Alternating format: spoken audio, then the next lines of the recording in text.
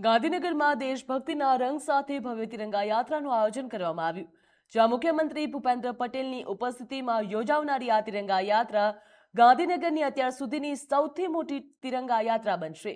મુખ્યમંત્રી ભૂપેન્દ્ર પટેલ સહિત ભાજપના આગેવાનો અને કાર્યકરો પણ તિરંગા યાત્રામાં ઉપસ્થિત રહ્યા હતા, જ્યાં યાત્રાને લઈને ગાંધીનગરમાં તડયામાર તૈયારીઓ પણ કરવામાં આવી હતી।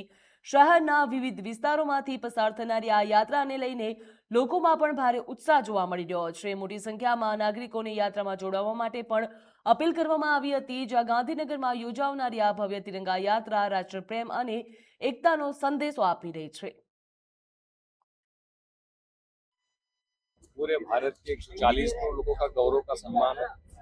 तिरंगा हम सबका स्वाभिमान है।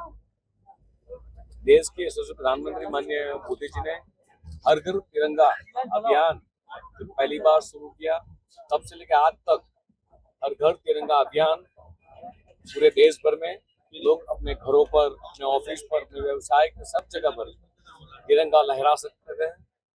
साथ ही में आज गुजरात में तिरंगा यात्रा का प्रारंभ हो रहा है।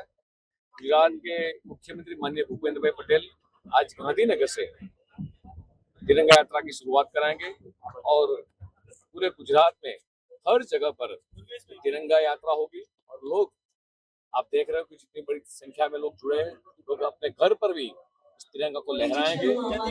हमारी आन बान शान और राष्ट्र का प्रतीक और हर भारतीय का सम्मान ये तिरंगा यात्रा आने वाली युवा पीढ़ी को भी बहुत बड़ा मैसेज देती है।